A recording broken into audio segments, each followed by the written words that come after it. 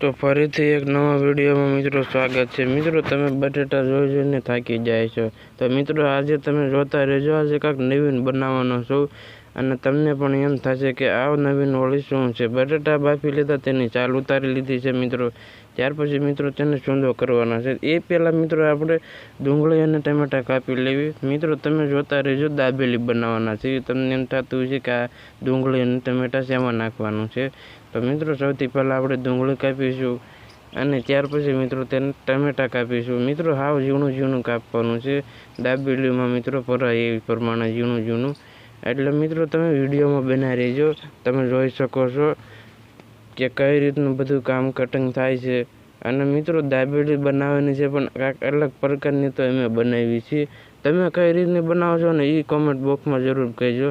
અને મિત્રો વિડીયો સારો લાગે તો એક લાઇક કરજો અને ચેનલમાં ન હોય તો એક સબસ્ક્રાઈબ કરી નાખજો।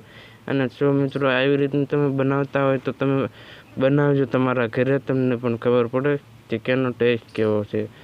મિત્રો સૌથી પહેલાં આપણે બટેટાને સૂંદો કરી લેવાનો છે।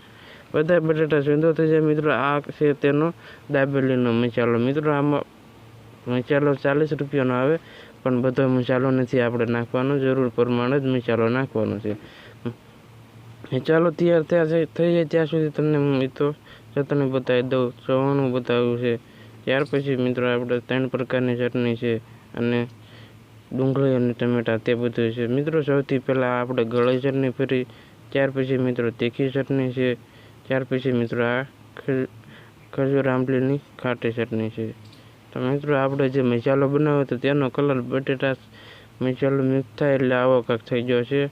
તો તેમાં સૌથી પહેલાં ડુંગળી નાખીશું, ત્યાર પછી મિત્રો ટમેટાં નાખીશું, ત્યાર પછી મિત્રો તીખી સિંગ નાખવાની, ત્યાર પછી મિત્રો મિક્સ ચવાણું છે તે નાખીશું, ત્યાર પછી મિત્રો ઝીણી સેવ છે તે નાખીશું। તો મિત્રો આપણે દાબેલી ફરાઈ ગઈ છે, હવે એને શેકવાની છે। તો મિત્રો એક લોટીમાં તેલ લીધું છે, તેમાં શેકવા માટે રેડી છે। તો જો એક સાઈડ શેકાઈ ગઈ અને બીજી સાઈડ શેકાય છે। મિત્રો તમને કેવી દાબેલી લાગી તે કોમેન્ટમાં અવશ્ય જણાવજો, તમે જોઈ શકો છો।